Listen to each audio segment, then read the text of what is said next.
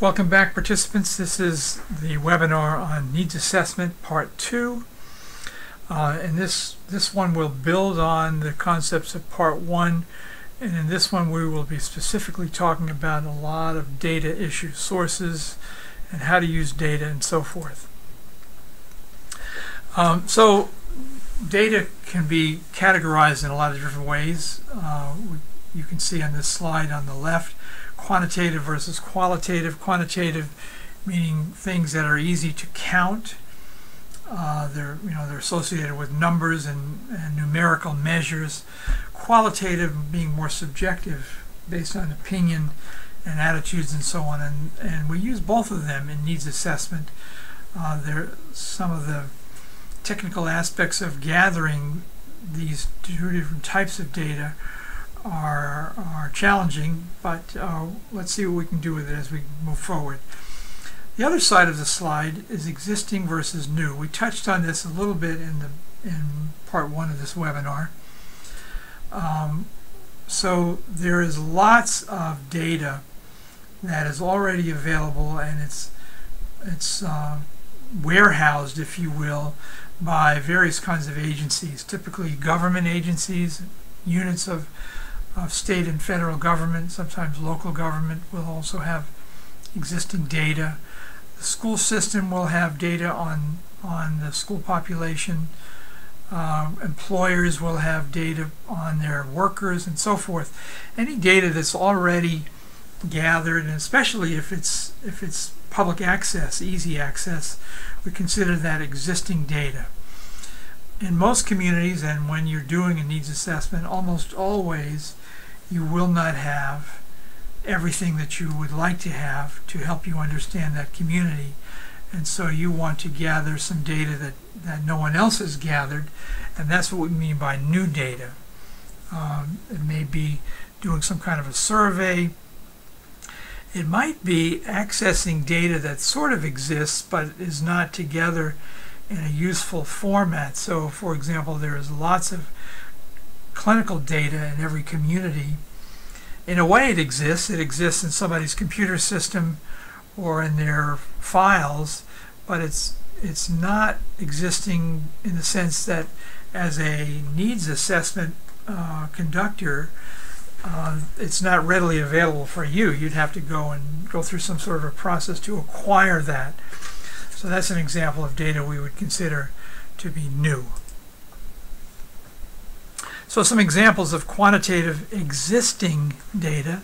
The U.S. Census, you can get online and find all kinds of information about age, gender, where people live, the amount of education, their household income, so forth, lots of variables. U.S. Census, and you can get it for the nation as a whole, for a state as a whole, and even by county, and I think also at the block level. There is some census data that's available. The census, as I think you may know, is conducted every 10 years. So sometimes census data may be a bit dated. We try to use the most current that is available. Another very common quantitative existing data is leading causes of death. This is based on the death certificate system, and so we have mortality data based on those documents, the death certificates, so we can tell in a given county, for example, what are the leading causes of death in order. So what is number 1, the one that results in the most deaths, and number 2, and so forth. So people consider that very useful as an index of what are the problems that have the most severe consequences for the largest number of people. We also have in the public health system what's called the reportable disease system. So there's a set of infectious diseases that are deemed reportable, and that means that you're legally obligated, if you're a provider, to report them. If someone is found to have tuberculosis or HIV, for example, those are reportable diseases, and so we have quite good statistics on those. Obviously there are lots of other health problems such as drug abuse that wouldn't be in that system. It only refers to infectious diseases. There is a national survey called the Behavioral Risk Factor Surveillance System. It's conducted by CDC. And so you can get data on behavioral risk factors. I'm trying to be not redundant here. Personal behaviors that people do that impact their health. And this is a survey that collects data from adults. So it's not for the child or adolescent population, but only for adults over the age of 18. But is a very useful source of data if you're looking for behavioral risk factors such as diet, smoking, driving with a seatbelt, and so forth. Some more examples of quantitative existing data. There is a thing called the National Survey on Drug Use and Health. You can access that through the federal government online if you Google that, and it will give you lots of health information on the population. Monitoring the Future is a national survey of grades 8, 10, and 12, and the questions are specifically about use of drugs, a whole range of drugs of abuse, as I say, in those grade levels, 8, 10, and 12. And you can access the data online. National Ambulatory Medical Care Survey looks at outpatient medical care, and so, for example, if you wanted to know what are the most widely used prescription drugs in primary care, you can find that through this National Ambulatory Medical Care Survey. Or another one might be, what is the #1 diagnosis reported or noted by a primary care provider in a medical visit? That would give you some indication of what are the common health problems in your community. If you're looking for things that are in the criminal domain, such as traffic accidents, crime, direct crime and violence, for example, you can get that from law enforcement, state, local, federal, criminal justice agencies. Very useful source for that. Some more examples of sources of existing quantitative data. State departments of education often will have data on drug use in that state, or mental health, such as experience with suicide. There's a thing called the Youth Risk Behavior Surveillance System. This is similar to the Behavioral Risk Factor Surveillance System, except that it is for grades 9, 10, 11, and 12, and asks high school students about various kinds of health risk behavior. And again, it's diet, exercise, smoking, fighting at school, and so forth. There is some more data on criminal-related events. There's a thing called the Uniform Crime Reports, and also the National Crime Victimization Survey. Both of them will give you data on violence and other kinds of crimes. I didn't give you links because it doesn't make for a very good graphic design, but all of those sources can be identified very easily by a simple Google search. So if you're looking for data from BRFIS, Behavioral Risk Factor Surveillance System, you can Google and it'll bring you right to the source at CDC, and the same with the others. Google is your best all-around search engine for that.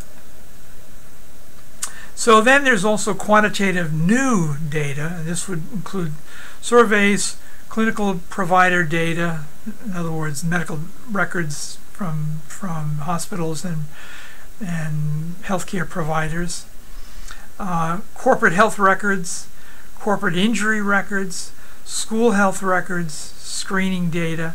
Notice the 4 that I've got in italics. They are new in the sense that nobody's put them together in a form that's readily accessible to someone doing a needs assessment, but they also, in a different sense, are existing in that they're already in somebody's computer system. We talked about that earlier. So it's sort of a gray area, but nevertheless, these are data sources that can be very useful for needs assessment. Some terms that maybe you should understand in doing needs assessment. There's a There's a technique called age-adjusted. And here's a simple example. If we compared life expectancy in Colorado with Florida, with the state of Colorado with the state of Florida, you would expect that the death rate, annual death rate in Florida is higher than it is in Colorado. And of course the reason is because Florida is a place where a lot of people retire, and so the average age is quite advanced, and therefore you would expect there would be more frequent fatalities just because of who lives in Florida. By the same token, the death rate in Colorado would be lower because younger people tend to gravitate towards Colorado, and they don't usually die at the same rate as older people. So one simple way to age adjust would be to say, okay, let's just look at people between the age of, let's say, 24 and 50 and compare that in Colorado versus Florida. And now it's a little more valid comparison that could really tell us something about the health of people living in one state versus the other. There are other more sophisticated ways to age adjust, but that just gives you the concept. Another very important understanding in doing needs assessment is the difference between a rate and a number. If I count the number of people who die in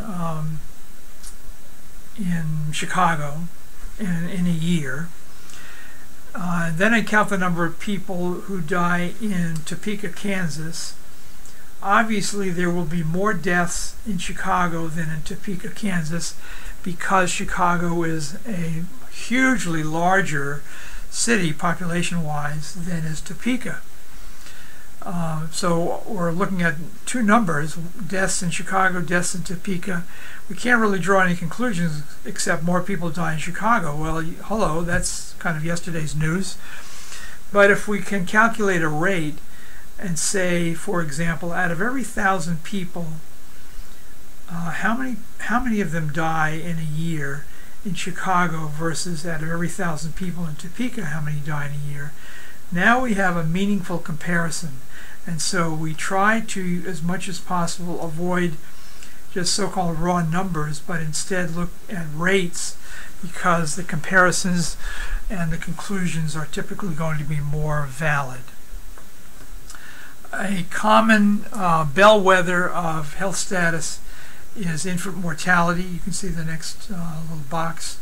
And so infant mortality is death of a child prior to the first birthday. That's how infancy is defined, the first year of life. And so out of every 1,000 babies born live, how many of them die before their first birthday? That's an infant mortality rate.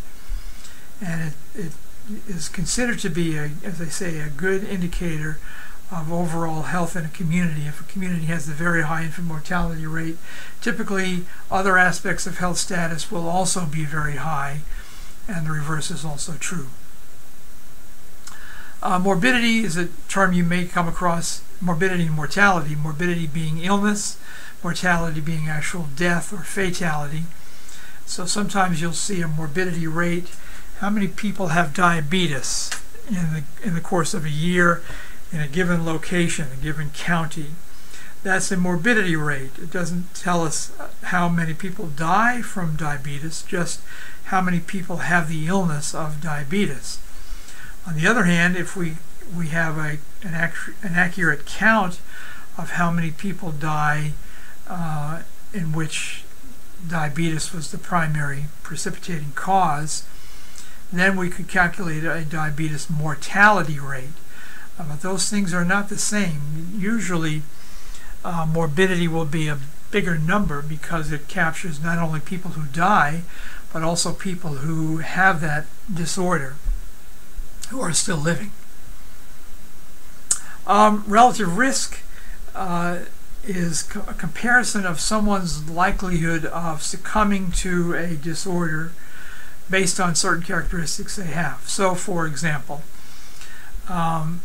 males have a higher relative risk of mortality at most ages in their life than do females. So if we compare, let's say, 60-year-old males versus 60-year-old females, the males are more likely to die in the next year than are females, and so they have a higher relative risk for that particular thing. And it's because males are more likely to die. They have more health problems and so forth.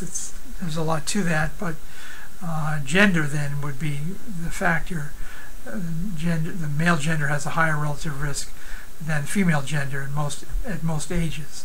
A different kind of example, cigarette smokers have a higher relative risk of death due to cardiovascular disease or heart disease than do non-smokers. So it's a way to put an assessment of the importance of various kinds of characteristics. Years of potential life lost. If we decide that people should live on average to the age of 75, and then we look at every person who dies and calculate how many years difference between the age at which they actually died versus 75, we then look at, we can calculate how many years of potential life were lost. And so, for example, heart disease is by far a much more common cause of death than is, let's say, bicycle accidents. People who die from in bicycle accidents usually are young people, and so they are going to lose a lot of years of life. Let's say they die, it's a teenager who has a bike accident, suffers brain damage, dies at 15, so they've lost 50 years, 60 years of life. If we said they should have lived to be 75, they've lost 60 years of potential life, assuming that nothing else happened. If they hadn't died from that bike accident, they would have lived to be 75, but instead they're losing 60 years of potential life. On the other hand, the average person who dies from heart disease is, let's say, 60 years old. They are going to lose 15 years of potential life. So sometimes we use that as an indicator of the importance of different health problems, as a different way of looking at things, but might influence what our priorities are. I want to move into qualitative data. In this case, some examples of existing qualitative data.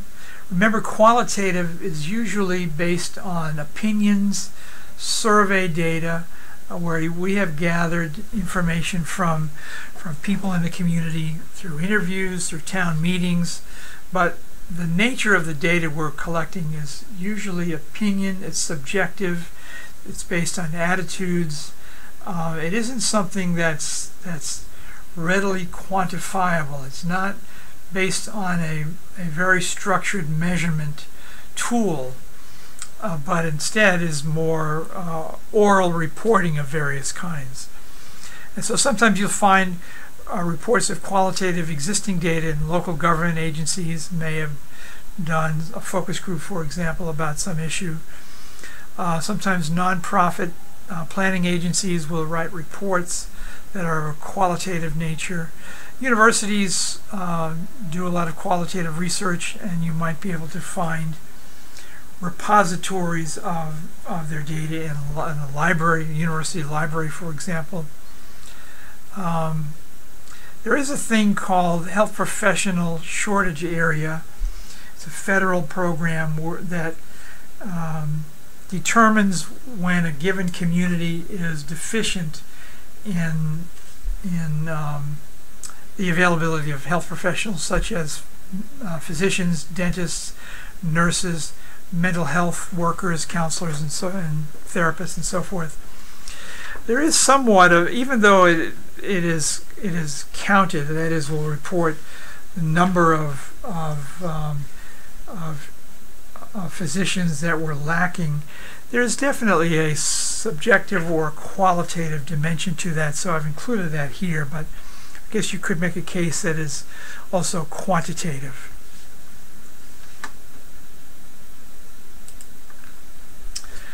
New qualitative data is gathered in a number of ways. The first item is maybe not obvious to you, but it's sometimes called dashboard diagnosis, and it just means simply get in your car and drive around. What does the community look like? What do the people look like? What do homes and businesses look like? What kind of businesses? What is the repair of streets and neighborhoods, and so forth. Just by observing, you can gather qualitative data that gives you information about what might be useful and needed in a given community. Sometimes we do interviews of key informants. Key informants are people who are usually leaders of various kinds who have an informed opinion of the needs and assets of a given community. And so it might be an official of some kind, like a mayor or a town councilman or a superintendent of schools, but also could be a cultural leader. So there may be a Hispanic community where you live, and within that community there may be people who are looked upon as cultural leaders in their sub-community. Sometimes we do focus groups. We do a process called nominal group process where people identify what's important to them, and then there's a summing process so that we have a way of reaching a conclusion working through a group process. But it's a little more structured than focus groups.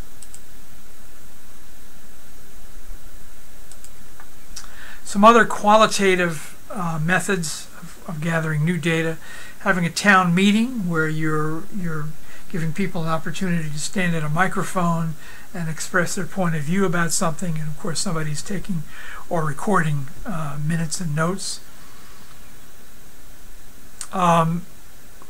Quali is a quality of life years. This is a relatively new technique, but it's a way to assess quality of life in a given community, and so there's a degree of complexity there that might require more than a typical needs assessment team has. You might have to look to a local university to help you with that, but sometimes we talk about qualies. Mapping is another qualitative method where you actually plot data points, but there's a subjective interpretation when you look at patterns on a map where something is distributed, and we draw conclusions about the preponderance of something in one area of a community versus in another. Finally, photo voice is where usually members of the community will be organized to take pictures of their neighborhoods and their community, and we bring all that together, and the composite of all those pictures then tells a story about what is important in this community, what are the strengths, what are the weaknesses, what do people want, what do people value, and so forth. And so this is becoming a little more frequent, but a lot of communities use a photo voice process. Survey designs. Surveys can be done in person. That is, we walk through a survey with an individual, or it could be in person but with a group. So we go to an assembled audience somewhere, such as maybe a PTA group, and we administer a questionnaire in person. We can do a questionnaire sent through the mail, and people can fill out a questionnaire and mail it back. We can do a survey questionnaire over the telephone. We can send them a survey document by email, or increasingly people are using SurveyMonkey technology and things like that. Lots of different ways to do surveys. Some technical considerations. Obviously, you have to have an adequate response rate, and unfortunately that's a moving target, but usually we're looking for 50 or more to say that you're really representing the community. But that is a concern, and sometimes you may need a statistician or someone with some survey technical expertise to guide you in terms of how many people have to be included to make your survey results valid. Sampling. Who's responding to your questionnaire? If you're going to sample the entire group, and then you're really not doing sampling, you're surveying a population. But if you, for efficiency's sake, can't survey an entire group, but want to select representatives who will represent the whole, then you have to think about what's the process I'm using to select those representatives. Is it alphabetical order? Is it by show of hands? People raise their hands because they're volunteering, and so forth. A lot of ways to do that, but that again may be a technical issue. You may look for a consultant that can help you with that. With surveys, assuming that they are printed, or even if they're not, but they're using written language, electronic forms, for example, you have to worry about literacy and readability. If someone is reading at the 6th grade level and you're using a questionnaire that has vocabulary at the college level, obviously the results of the survey are going to be questionable. So always have to pay attention to the use of technical terms and words with many syllables. Try to keep questionnaires as simple and basic and understandable as possible. There's this thing called social desirability bias. People sometimes will answer questionnaires in the way that they think you are expecting them to answer. Some of that can be avoided by the careful writing of questions so that you're not building into a question your expectations, but that is another technical issue.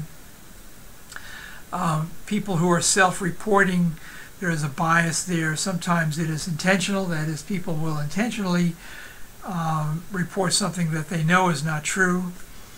But sometimes they are mistaken. They're responding to your questionnaire in a way that they think is correct, but in fact is not. Both of those are problems of self-reporting, and that's just a common problem with surveys. And then another one is data comparability. If you do a survey, typically you'll want to compare that survey with a parallel survey maybe done in a different community. That will work much better if the questions are identical. So the questions may be about the same thing, but if they're written the same way, if they're written different ways, or if the response options are slightly different, you're really losing an opportunity. So it is ideal if you can find a survey that's asking the same things that you're interested in asking, and then you adopt those questions so that when it's over, you have a benchmark that you can look at. So benchmark comparisons can be comparing local to state. So what's the rate of influenza in your county versus your state as a whole? Is it higher or lower? You can also then make a comparison to the nation as a whole.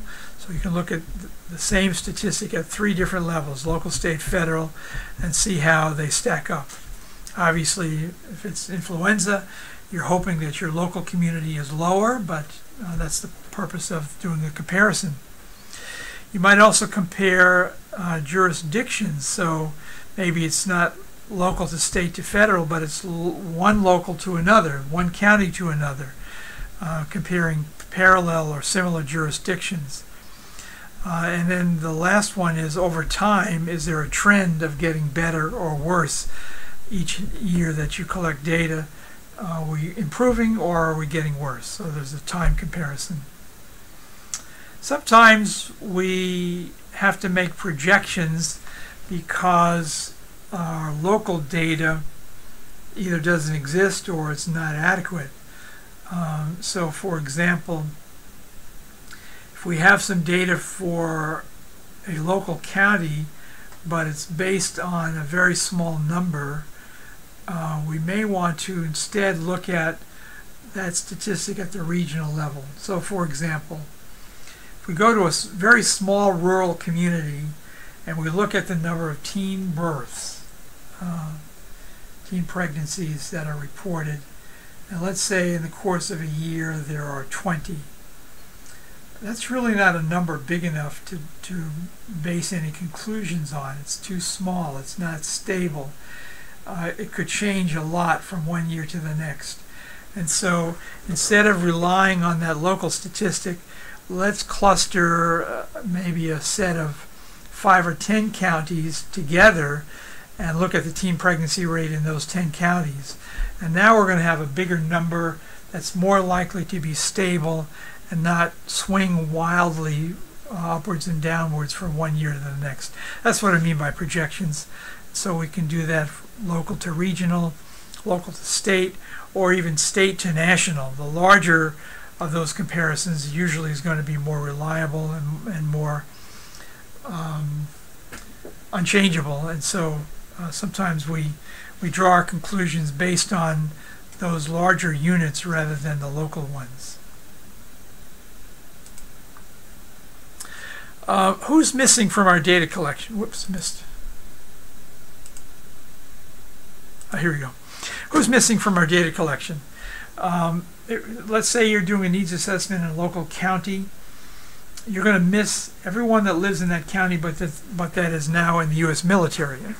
Not necessarily. I suppose you might catch them, but in general, they're not reachable because they're on the other side of the world fighting a war, or they're 5 states away at a military base undergoing training, and so they're lost from your survey. People who are institutionalized, if they live in a long-term care facility or a mental institution, or if they're in a prison, they're not generally accessible to survey data, so those are out. People who are socially isolated, if they live in a rural area, they often are going to be overlooked in a survey. They're just not easy to find and administer a questionnaire for. In the case of doing a survey in a school, sometimes absenteeism is a problem because you're doing a survey today, but you're only getting responses for people who are at school today. Those children who are homesick, or maybe their parents have taken them out of school for some other reason, they're lost to your survey, and that could be significant. For example, children who are sick, who have worse health, are more likely to be absent from school, and you're missing them, and as you're trying to get an assessment of health status in the school as a whole. Small frequency events, we've already talked about this. The case of a county that has very few teen pregnancies, you draw dubious conclusions. The numbers aren't, if they're too small, they're not stable. They change a lot from year to year, and so it's hard to really know where you stand. And so again, we can make adjustments by looking at a larger geographic area or by looking at a longer time period. So instead of looking at teen pregnancy for this past year in a single county, let's look at teen pregnancy over a 5-year period. Now the number will be bigger and therefore more reliable. And so in closing, in most communities you can find specialists such as statisticians who can help you with the technical aspects of asset and needs assessment, and so by all means take advantage of those resources. This brings us to the end of this webinar on the data issues of doing a needs assessment. I hope this has been helpful. There's certainly much more to be learned, but I encourage you to use Google to learn about some of those existing data sources.